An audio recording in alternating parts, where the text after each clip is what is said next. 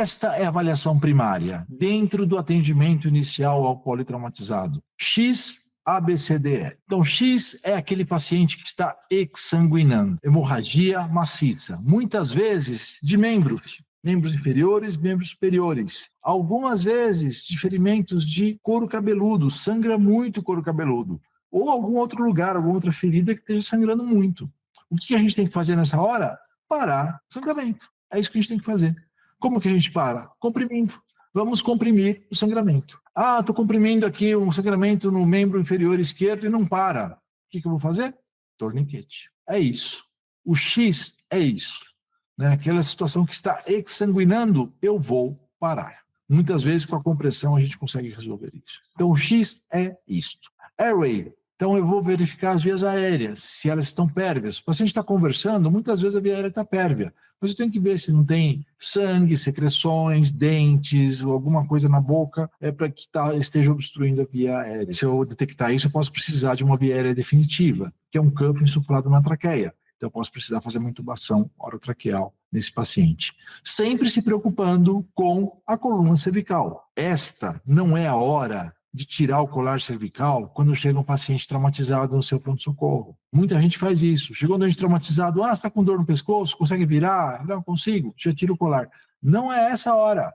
Essa é a hora de deixar a coluna imobilizada. Eu vou tirar o colar quando? Na avaliação secundária. Então, deixo a coluna imobilizada e avalio a via aérea. Respiração. Eu preciso ver se está entrando ar nos pulmões. O que é importante eu ver? Se tem uma expansão adequada e se tem um murmúrio presente bilateralmente. Então, isso que é muito importante para a gente saber se está tudo ok com essa parte do paciente. Circulação. Isso é muito importante. A presença de choque, a princípio, nesse paciente, deve ser considerado como hemorrágico até prova em contrário. Podem ser outros tipos de choque? Sim. Neurogênico, cardiogênico ou outros até diferentes desses. Mas até prova em contrário, o choque hemorrágico. Como que a gente faz o princípio do tratamento? Controle da hemorragia, além de restauração e manutenção da perfusão orgânica. Exemplo, estourou o cano da cozinha na sua casa, cheio de água. O que a gente faz? Vamos encher a caixa d'água? Não. Nós vamos parar aquela saída de água daquele cano, fechando o registro ou chamando alguém para consertar aquele cano. É esse o objetivo. Eu posso colocar água na caixa d'água? Posso, mas o principal é parar a saída de água. No doente traumatizado é a mesma coisa. O princípio é parar a hemorragia. Enquanto eu paro a hemorragia, o que eu vou fazer? Eu vou repor volume para ele. Que volume que eu vou repor?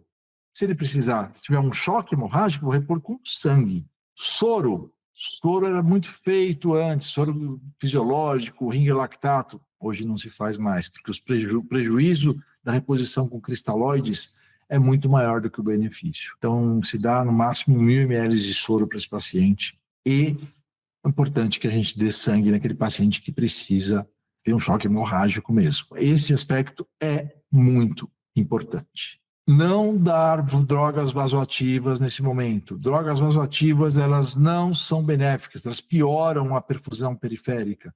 Então, não há indicação de droga vasoativa neste momento. Paciente com ferimento penetrante no tronco, ou seja, tórax, abdômen, hipotensão permissiva. Paciente ficar com uma pressão arterial entre 70 e 80, sistólica, é até benéfica, porque você pode parar aquela hemorragia. Até dá tempo de você tratar esse paciente. Então, você não precisa deixar esse paciente com 12/8 de pressão. Então, são estratégias circulatórias que a gente tem, porque o objetivo é perfusão tecidual adequada. Neurológico, o que é importante a gente saber? A gente saber se ele tem pupilas isocóricas, fotorreagentes, calcular qual a intensidade desse trauma de crânio, fazer a escala de Glasgow e ver se o paciente está se movimentando adequadamente.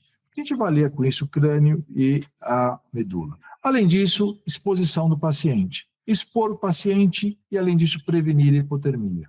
Mas num país quente como o nosso precisa disso? Precisa, porque se ele estiver perdendo sangue a 36 graus, ele vai esfriar. Então, a gente tem que prevenir a hipotermia. Então, basicamente, é o X ABCDE que a gente faz com esse paciente. Então, mudou muito pouco O que mudou basicamente o doente exsanguinando, que a gente tem que parar aquela hemorragia. Tem uma série de medidas que são auxiliares na avaliação primária, que nós devemos utilizar baseado na situação do paciente. Quando que a gente usa cada uma dessas medidas? Não existe uma determinação disso. Depende muito da situação que a gente está. Como que a gente padroniza isso? Por exemplo, oximetria de pulso, capnografia, se tiver, normalmente não tem. Oximetria de pulso, quando o paciente chega, eu já coloco nele. Entre o A e o B, vai me ajudar a saber como está a parte ventilatória. Então, isso acaba ajudando.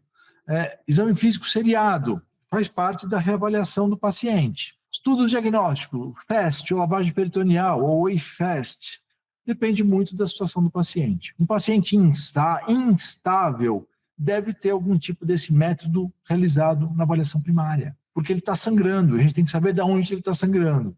Ah, não, está sangrando da perna que eu estou vendo. Ok, então está sangrando da perna, não precisa fazer o FAST agora. Não sei de onde está sangrando? Eu preciso fazer o FAST na avaliação primária. Intervenções, acesso venoso, estabilização pélvica, né, mobilização da perna e da coluna. A gente faz isso normalmente no C, quando a gente está cuidando da parte circulatória e do choque. Não precisa ser necessariamente nesse ponto, mas a gente faz isso de maneira muito frequente. Além de coletar exames para esse paciente. 2 exames fazem uma diferença nesse momento: gasometria arterial e lactato. Além, obviamente, de dosar, fazer tipagem sanguínea, você pode dosar outros exames. Mas um hemograma, por exemplo, chega com uma hemoglobina de 11, não me diz nada sobre o paciente sangrando. Agora a gasometria, sim. O lactato, sim, que vai me mostrar como que está a perfusão. Além disso, nós temos raio-x, tórax e pelve. São raios-x que são os padrões que a gente faz na avaliação primária desse paciente. Sonda gástrica e vesical pode ser feita baseado na condição do paciente, principalmente no doente instável, né? Então, doente instável é importante a gente ter um parâmetro urinário bom e passar uma sonda nasogástrica também, porque ele distende o estômago. E essa distensão do estômago, ela também contribui para uma piora sistêmica dele, fica mais taquicárdico, pode dar um pouco de hipotensão. Além de monitorização, quanto antes fizer, melhor. Fazer um eletro, se tiver a possibilidade, também é algo muito importante para esse paciente. Então, são medidas auxiliares na avaliação primária, que é o X-ABCDE. Isso tudo aqui está na 11ª edição. Alguns pontos-chave para esse paciente. A avaliação primária, dentro da avaliação inicial do doente traumatizado, exige que o médico identifique, priorize e aborde ameaças imediatas à vida, baseado nessa sequência, X-ABCDE. Não é necessário ter um diagnóstico definitivo para iniciar o tratamento. Então, eu trato baseado naquilo que eu estou vendo, sem precisar ter o diagnóstico. O uso do algoritmo X-ABCDE permite que o médico organize sua abordagem na avaliação primária. E essa sequência deve ser aplicada para todos os pacientes. Se eu começo a diferenciar um paciente do outro, é a situação que eu me perco. A aplicação da avaliação primária requer funcionamento eficiente da equipe, comunicação clara e respeitosa, inclusive entre os membros da equipe, pacientes e familiares. Então, todo mundo respeita todo mundo trabalha junto e isso faz a diferença para o cuidado do paciente. Os médicos devem utilizar recursos complementares apropriados e disponíveis para otimizar a conclusão da avaliação primária, que são aquelas medidas auxiliares que eu falei. A reavaliação frequente é fundamental para o desempenho da avaliação primária. O estado do doente pode mudar rapidamente e é importante a gente saber disso. A avaliação secundária deve começar quando a avaliação primária for concluída e o paciente estiver de uma maneira estável, né? Isso permite que a gente siga em frente com a avaliação secundária. Determinar qual o cuidado definitivo que o paciente requer é crucial para você colocar ele no trilho certo, para ele ir para o lugar certo. Os médicos devem decidir o mais cedo possível se todo atendimento pode ser prestado na unidade de emergência que estão, ou se precisa de transferência. Quanto antes de terminar a transferência, melhor. Todos os pacientes devem ser tratados com dignidade, sem pré-julgamentos, porque muitos pacientes já sofreram traumas anteriores e a gente já viu situações tipo, não, deixa que esse daqui é bandido, né?